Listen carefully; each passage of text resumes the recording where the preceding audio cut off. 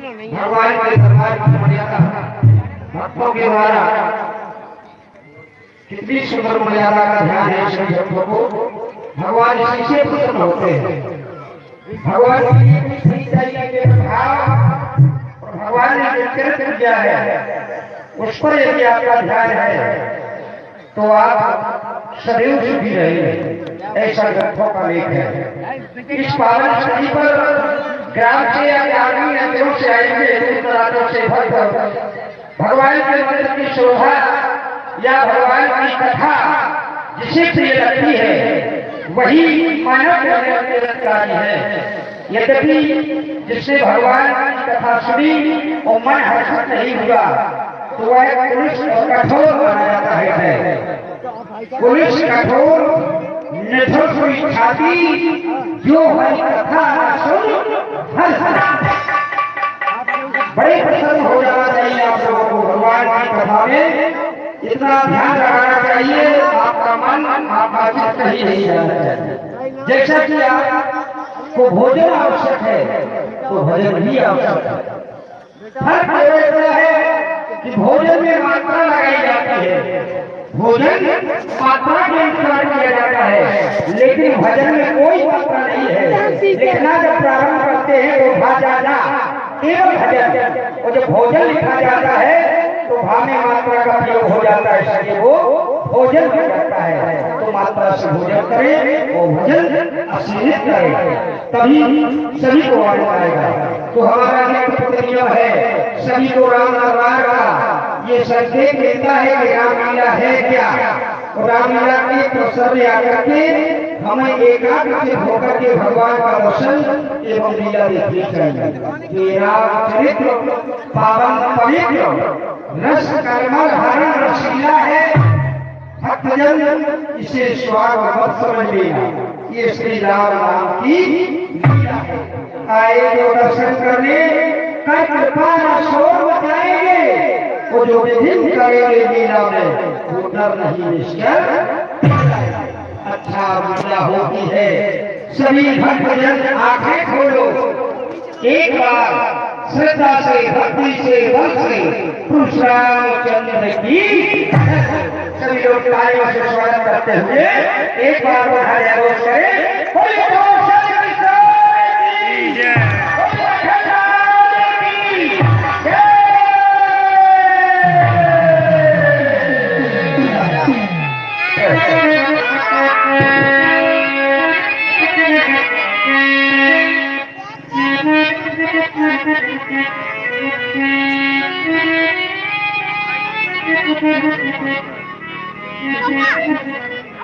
समस्त सेना को समस्त वीरों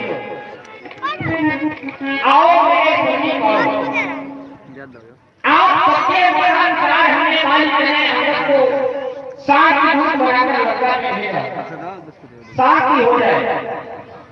लेकिन अपने गरीब दुराचारी पापी दशरथ के द्वारा हमारे शांति प्रस्ताव पारित नहीं किया गया। आभार हुआ आपको हटी दशरथ शांति नहीं चाहता है। नहीं ऐसा रहा है हमारा जीव के साथ पद भरे हमेशा कोई भी प्राणी हो सकता है, कोई भी राजा हो जो कुपथ समाज अपना लेता है, जो कुपथ पद भरे हमेशा रहेगा तेज बुद्धि न लेता। जो भी कुपथ समाज का विचरण करने लगता है वो बुद्धि से ही हो जाया करता है। कहने का भाव उसकी बुद्धि कुंड हो जाया करती है, और जिसकी बुद्धि कुंड हो जाए वो विनाश की ओर अग्रसर होने लगता है। मेरी सोच थी हनुमान समस्त सेना को समस्त वीरों साथ ही हो जाए।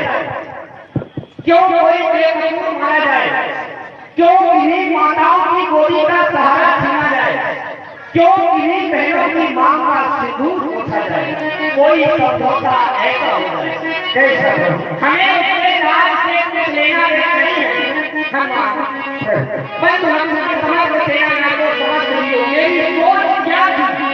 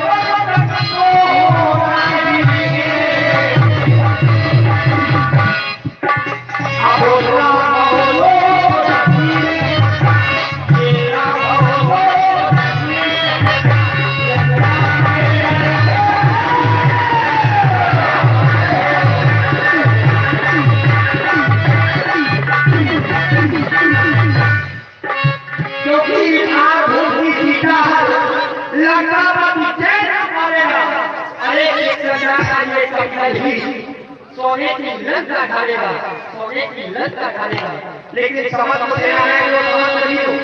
हमें विचार करना है, मैंने सुना है लंका भागे चार द्वारा विचार सिंधु पर करना है हमें लंका पर किस प्रकार आक्रमण करना है। हनुमान अपना मत प्रदान करो, बंधु सब सभी को समझ देना है तो तुम भी अपना मत प्रदान करो। हमें किस बात पर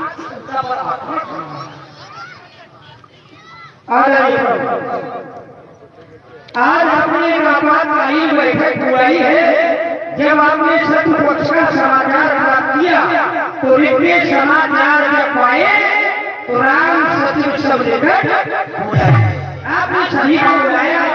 एक प्रस्ताव रखा है कि लंका साधन नहीं है। लंका के विषय में आपने सुना, जानकारी प्राप्त की। लंका के चार फाटक है, विशाल प्रकोपों से सुशोभित है लंका। लंका में आक्रमण करना कुछ साधन बात नहीं है। तो आपने सारे वीरों को अपने समीप बुलाया और प्रत्येक वीर का मत जानना चाहते हैं, विचार जानना चाहते हैं। क्यों? लंका का निरीक्षण मेरे द्वारा किया गया।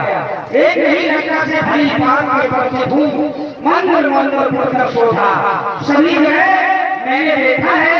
बड़े बड़े विशाल राक्षस है। जब ऐसे विशाल राक्षस है तो विचार ये बात ये है कि आप सभी का मन ले रहे हैं किस प्रकार से चढ़ाई करनी चाहिए। तो आप चाहते हैं कि लंका भागे चार द्वारा कहीं भी लाइए कई जाएगा। जब चार दरवाजे हैं तो यहाँ विशाल मार्ग पर बाही आप सारे है तो आप चाहते हैं विशाल मार्ग बाही को चार भागों में विभाजित किया जाए।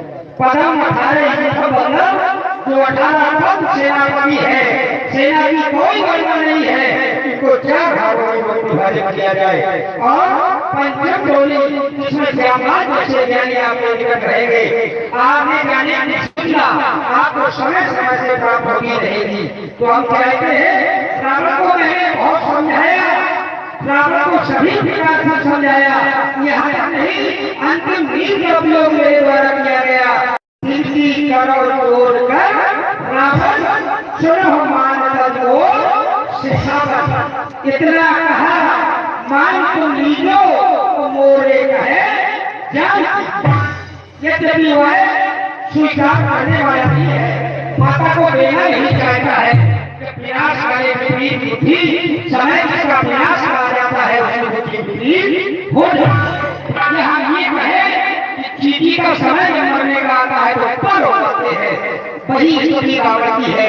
तो आपसे हमारा निवेदन है कि हम तो ये चाहते हैं वो अपने शरीर पर जो बौखला रहा है, जिसको घमंड है, ये तन उसका पानी का बउआ वह कष्ट भूला बनो वीर बनका उसे भारी मेरी सौने के कुंभकर्ण काल ये घंटा हनुमत को कहकर आया है प्रभु अगर नहीं माना रावण तो एक दिन बचेगा श्री राम का चंद्रा। तो ये प्रभु हमारा तो मत आपके मत से सहमत होने जा रहा है।